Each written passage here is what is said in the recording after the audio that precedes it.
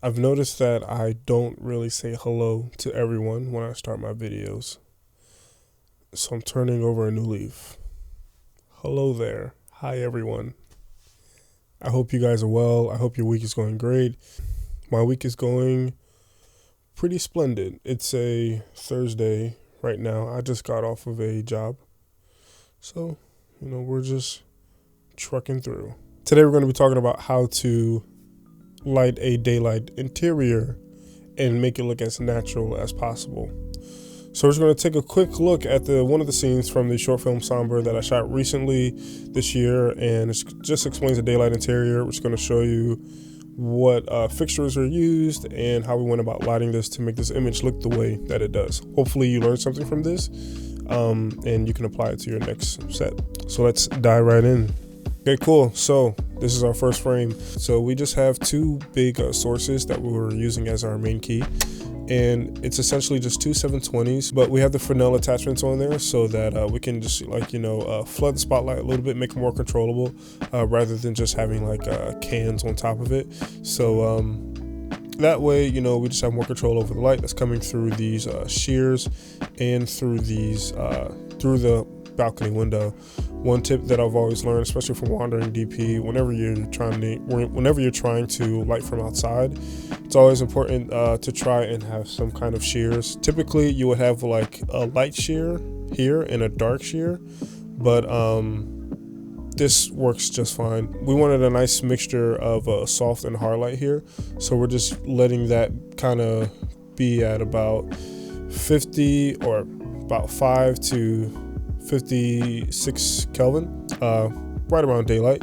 And pretty much that's just lights up the side of our subject right here. As you can see kind of on her, she has a little bit of level right on the side of her body right here. But like on this side of her body, it's, even though she has a white shirt, you can see it a little bit, but it's not as defined. So that's what we were going for. We wanted like a silhouette kind of image right here. But that also gives us some level that kind of hits the window back here, and also right behind the lamp. That gives us a nice shadow casting from it and hits the cup as well. But really, all in all, we weren't necessarily looking to do this exactly, but this is just one of those things that make it look better. That's, I would say, it's intentional, unintentionally intentional, if that makes sense. The next thing that we did is to kind of boost up some ambience. We have a 600C that's kind of tucked behind this wall back here. That's just shooting it to the ceiling, and it's just kind of lifting up the general ambience of this room. Another thing I want to talk about before we get any farther into the room, one of the ways that you can make an image very attractive is by shooting a frame within a frame. It's just one of those things that a lot of people are gravitated towards when it comes to just creating a lot of depth in your image. So when I mean a frame within a frame, if you can see, look at the image closely, we are looking at the subject through a door frame, if you can see on the sides here, but also you can see like kind of the cutoff right here. And we have this nice geometrical shape that kind of just shows where she's at. Next thing that we want to do is we wanted to kind of play into this general hallway that we're looking at her through. On this side of the door frame, you can't see it, but there is a kind of a sunroom, and this sunroom just was casting these really, really nice sun rays just coming through. We really liked what it was doing on the day, especially when we scouted. But pretty much what we did is we just took like a Nanolyte 60B with a spotlight attachment, and we kind of just let that blast through because it wasn't getting a lot of level coming from camera. And if we were just to leave the actual sunlight going through that window coming from going into camera, you wouldn't really be seeing this as prominent as you see it right now. And that's all the 60C is giving us. Sorry, my drawings are horrible, but really that's all that this is giving us. And pretty much what that does is it just creates a nice, image when it comes to, or it just creates a nice little texture on the wall. Textures can either make or break your image, but in this case, we saw that this is something that was given to us when we looked at the initial image. But yeah, so that's where you get that nice little texture, and it just creates, a little more depth as well, and it also adds to that checkerboard look that we're getting. So you have the 60C back here. Even though it was a sunroom, we were getting a lot of spill over here. So what we did is we took an 8x T-bone, I forget if it's an 8x T-bone neg or just a regular floppy, and we just put it up on the side, and that was able to kind of block off all the spill that we were getting on the shadow side over here. So that took care of that, and it just created this nice little shadow, and it just really kind of was able to separate the frame within the frame a little more, which I really did like. So yeah, so that's the 60B, and we kind of put that at like I would say probably around 4 to 38 cal. But yeah, in a sense, that was pretty much it. So before I go any further, one of the things that I really do love about depth shots too is, like, just if you're able to have any form of reflections, I would highly recommend it. Reflections I'm a sucker for reflections, and the reason why is because, once again, dimension. It adds so much to your image. So if you look here, like on the floor here, these are some like pretty nice wooden floor panels, and I probably said that wrong, but this adds so much dimension to your image. I just placed my camera on the floor, and that's exactly what I did on Scout. And the first thing I noticed were these reflections, and I was like, these have to be a part of the shot. So that's essentially what happened. And it's almost like a happy accident. The levels that we're getting from the actual shears and the actual 720s coming from outside translate very well on this wood right here. It just adds a really nice dimension. It looks nice, and you can never have too much. If it does become too much, you probably just have a lot of output, but it's something that is a nice touch, especially to a wide frame.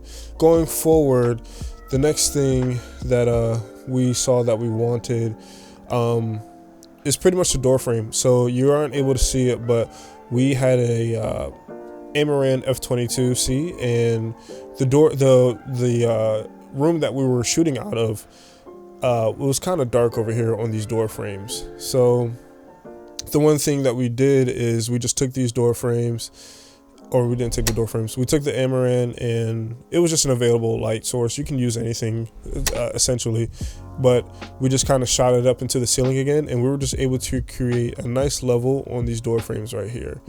And all that did is it just kind of like, illuminated the image a little bit, because if we didn't, it would have just been either blacked off or negged off, and I didn't really want that. We put that at about, I would say, 4 to 38 cal again.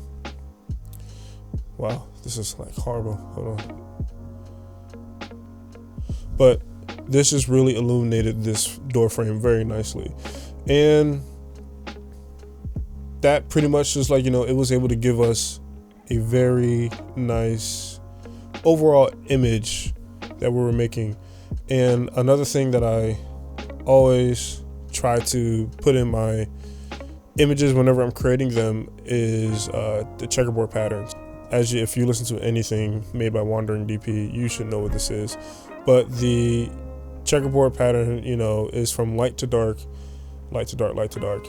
And all that is just, it's another way of creating dimension and making your image look really nice. So pretty much if we start here, we have kind of a semi-light to a dark, and then to a light again, into a dark simultaneously, hitting the light. We have that texture on the wall, and then we come over here, kind of the same thing. We have kind of dark fading into light, then we have complete darkness, and then going into this nice gradient coming into that rooftop right there.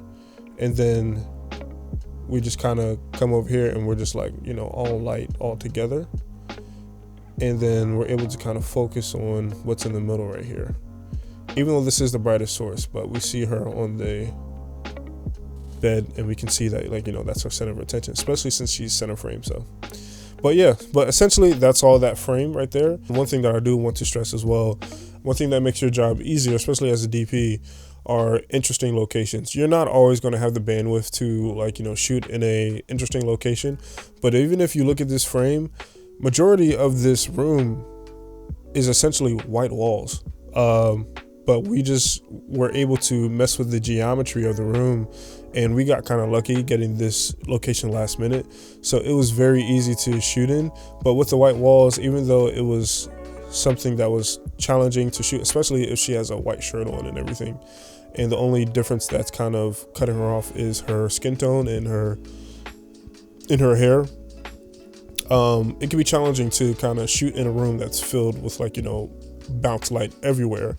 Try to find locations with a lot of geometry. A lot of geometry is very easy to, I wouldn't say easy to shoot in, but you can get more creative with a lot of your options.